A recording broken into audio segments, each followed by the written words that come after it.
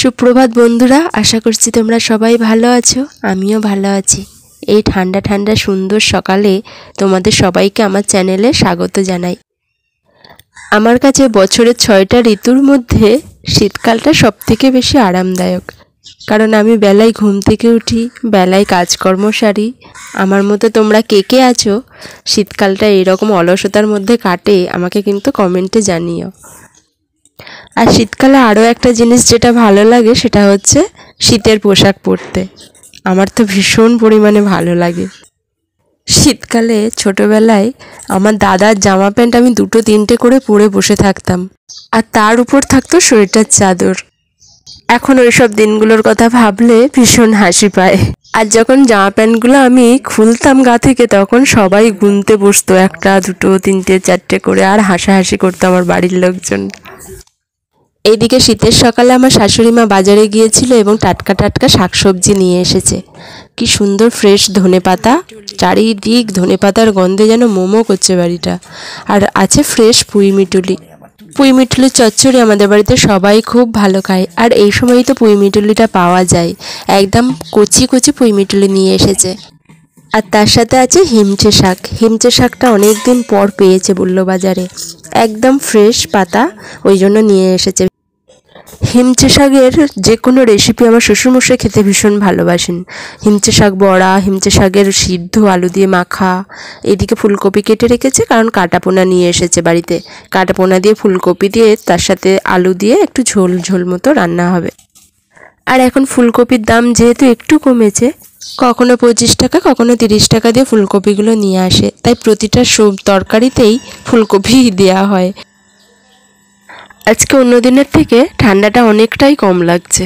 আর বাইরে চড়াই পাখিগুলো এত সুন্দর কিচিরমিচির করে খেলা করছে, ভাবলাম একটু ক্যামেরা বন্দি করে নিই। আর এই তো এতটুকু জায়গার মধ্যেই একটু ঘোরাফেরা করি। বাইরেটা আমাদের পেয়ারা তলার কাজটা। আর যেহেতু এরপরেই গলির মধ্যে সব রাস্তা দিয়ে সবাই যাতায়াত করছে, তাই আর বেশি যাই না। এখানেই একটু দাঁড়িয়ে দাঁড়িয়ে দেখি গাছগুলোর মধ্যে পাখিগুলো কি সুন্দর খেলা করছে।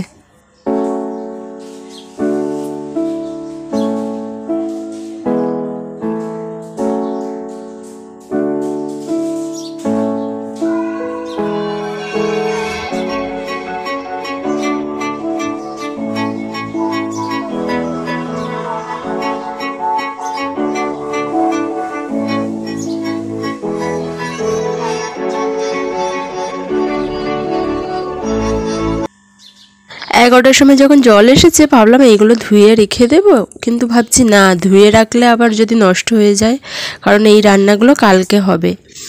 আর এইগুলো ধুলে তাহলে নষ্ট হয়ে যেতে পারে, শাক পাতা তো।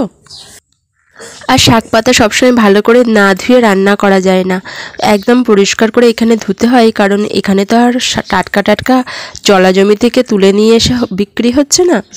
আমাদের এখানে যেমন নিজেদেরই বসানো, নিজেদেরই শাকসবজি গাছের, নিজেদেরই বাড়ির মধ্যে, এখানে তো আর সেটা নয়। তাই আমাদের শাকসবজি সবসময় করার আগে জলে মোটামুটি 1 ঘন্টার মতো অনেকক্ষণ ধরে বুড়িয়ে রাখা হয়, তারপরে সবজি রান্না করা হয়।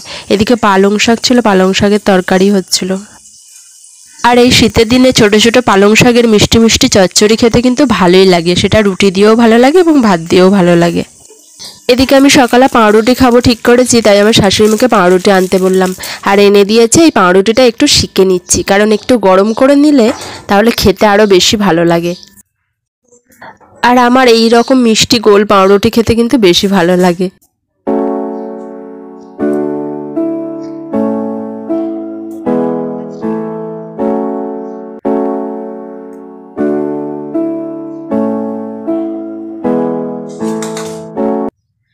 আজকে পাউরুটির সাথে মিষ্টি কিছু খাবো না। আজকে এই ভাজা আছে, আলু ভাজা, এবং তার সাথে পেঁয়াজকলি আলু ভাজা, সেই ভাজা দিয়েই পাউরুটিটা খেয়ে নেব। আর এই শীতের দিনে সব রকম সবজি দিয়ে চাউমিন খেতে আমার তো ভীষণ ভালো লাগে, তাই আমার কর্তামশাইকে বলেছিলাম এনে দিতে, আর এনে দিয়েছে। এই প্যাকেটটা আমি তুলে রাখছি, কারণ একদিন আমি সব রকম সবজি দিয়ে একটু বানাবো, যেমন ফুলকপি, গাজর, এখন পেঁয়াজকলি, বিনস, এইসব দিয়ে বানাবো। আমার শ্বশুরমশাই শাশুড়ি মা কিন্তু অতটা খেতে পছন্দ করেন না, ওই জন্য খুব একটা বানানো হয় না। ভাবছি ঠান্ডাটা পড়েছে একটু বানিয়ে। এদিকে অবসর টাইমে যে জুয়েলারিগুলো আমি বানাই তার কিছু মেটেরিয়ালস আমি বাজার থেকে কিনে নিয়ে এসেছিলাম। ওইগুলো একটু দেখছিলাম কোনটা কেমন নিয়েছি, তোমাদেরকেও তাই দেখিয়ে দিলাম। এইগুলো হচ্ছে চুড়ির বেস, এই চুড়িগুলো দিয়েই আমি আবার নতুন করে চুড়ি বানাই। আর এইগুলো হচ্ছে আংটির বেস। আজকে আর বাড়ালাম না ভিডিওটা, সবাইকে নমস্কার।